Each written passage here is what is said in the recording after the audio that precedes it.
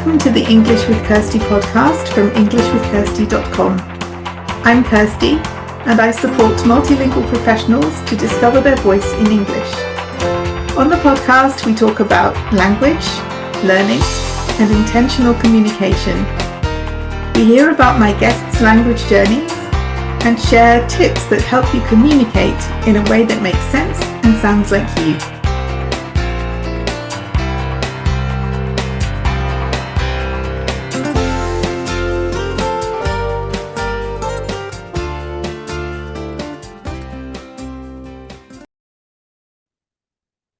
Welcome back to the English with Kirsty podcast. And today I wanted to take a few minutes to talk about discovering our voice, because I often talk about Discover Your Voice in English. That's the name of my mentoring program. And it's where we talk about how somebody's, the English speaking version of them can be different to who they are normally, and what we can do, what they can do to bring these two parts of themselves closer together. But then I started thinking about discovering our professional voice as well, because that is also a process and a journey, even in our first language. Some of the conversations I've had this week are about that, like about sales calls, how, maybe it is hard to have them in another language sometimes, but it's not massively easy in your first language either if you haven't done much of that, or if you find sales calls themselves to be a bit of a challenge. So it got me thinking about discovering our voice generally in our first language or any other.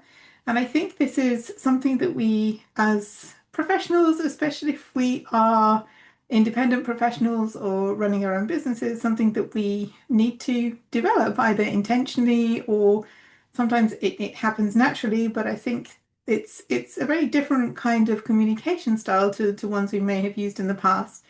So when I think about my previous work, I was communications manager in a large government organization. And I was writing for different audiences. There was, communication for internal colleagues. There was communication for the public. And there was communication for other stakeholders and organizations, like partner organizations that we worked with. So they had a higher level of specialist knowledge.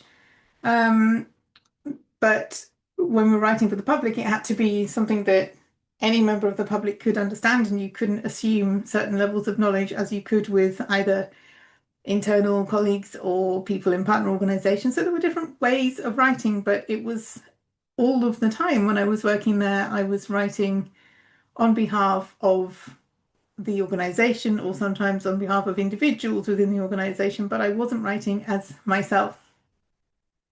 And I guess it's similar if you've been writing academic papers in the past. That is a very different style of writing than writing your own content that will be consumed by colleagues or potential clients. And so I thought about this journey, and it was a journey because I struggled a lot more at the beginning to think, well, that sounds okay, but is it you? Is it really what you sound like?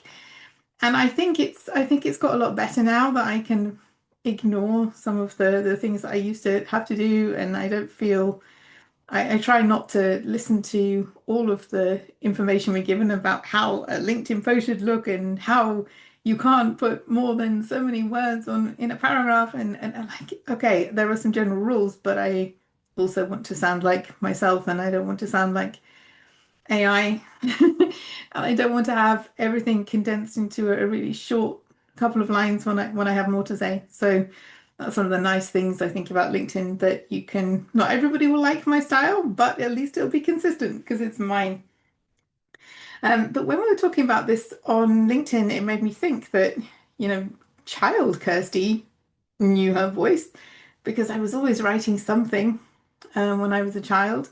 But then having this transition, I think it was good because I learned a lot through, the various jobs I had, but particularly focusing on the last one because that was a role specifically within communication. But it's a learning curve. And if you haven't had another role, you still have to discover your voice in your first language when you are writing for your own business, and discover what that business's voice is going to be like. Like, are there certain words that you choose to avoid, or like what level of professionalism do you want to have? who's going to be reading it, who do you want to be reading it, what are they going to be expecting, and sometimes the tone can differ a bit depending on what platform you're choosing to focus on. But I don't actually think we should have like 4 or 5 different versions of ourselves. I think it should be appropriate, but it still needs to feel like us because otherwise you get a real disconnect when people meet you. And so just setting the scene with that, because I know I talk a lot about working in an additional language, but I think it's also worth thinking like, is there anything I can do to be more like myself in my first language, as well as developing these other voices in other languages? Because when we get this wrong, there can be a disconnect, and people might be surprised or they might find it a bit strange. I remember I was involved in a project in Germany, I think. I don't remember exactly, but I think it was around 2005. So my German was not, it's not what it is today. I'm still learning, but I hadn't had a lot of exposure to speaking in a real context. I had friends, I had education, but yeah, that's not really the same. And so I had these two identities going on, the written one and the spoken one. So the written one was actually quite confident. We don't have, or we didn't have all the tools at that time that we have today for checking what we're writing and looking for those adjective endings that always try to trip us up. Or is it just me? But I wrote as myself, and I felt quite comfortable with that. And at that time, a lot of the communication that we had was in writing.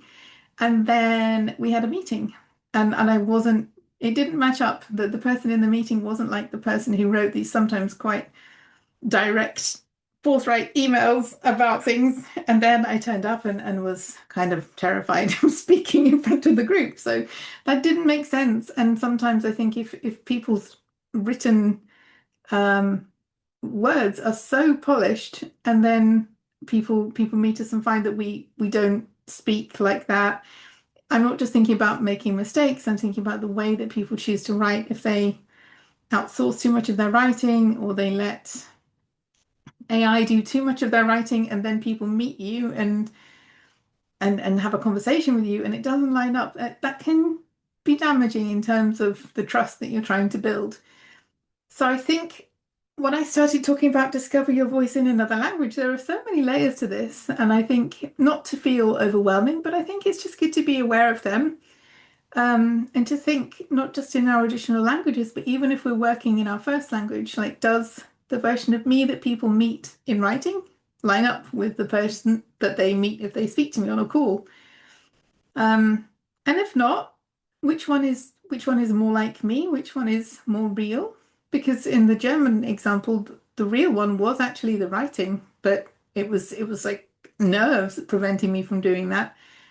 Um, in some other cases, it may be the real one is the speaking because people feel more relaxed when they're speaking. They don't like writing very much. And I'm not saying if you don't like writing, you shouldn't write. I'm not saying that at all, but I'm just saying that it's good if people feel like, oh yeah, this is the same person. There's consistency through all the messaging, whether it's in a meeting or on a video or in writing or in a newsletter, whatever it is, so that if there's this consistency that runs through all of your messaging, whether it's your first language or another one, then that really builds trust more. So I started off talking about people finding their voice in English, and then I realized that for all of us, there are all these multiple parts to our voices, our written voice, our spoken voice, our additional language voices, and it's fascinating because they're all parts of us. And sometimes I think it's good to give people different ways. Like I have the podcast so people can get to know me that way. I have the events so people can interact with me live for the language professionals in the community. And I write as well because I'm not a pictures girl. I find it difficult to create images. So my way of communicating is with words, either writing or interacting with other people's content. So I think it's good to have the variety, and your different ways may be different to mine. I'm not saying mine are the way, they're the way for me, but like you might like to make short videos, or you might like to do something completely different, and that's all fine. But I would just encourage all of us, including me, to think about these different ways in which we communicate. And if they're giving the same kind of vibe, same kind of message, and whether that's the message that we want people to receive. So that's my thought for today. If anyone wants any help with the English part of that, any support with being more of yourself in English, I have a number of different options, different programs available. If you want to find out more about them, you can go to my website, which is englishwithkirsty.com. And you can also arrange to have a chat with me so that I can explain some of the differences or what might be more useful once I've understood what you need. So that isn't like a sales pitch, it's just directing you because there are a number of different options, which one may be better for you. And yeah, that's what I want to leave you with today. Have a great week and enjoy your languages. I hope you enjoyed this episode of the English with Kirsty podcast. If you have any questions or comments, my email address is kirsty@englishwithkirsty.com, or you can go to www.englishwithkirsty.com/podcast, where you'll find information about the individual episodes.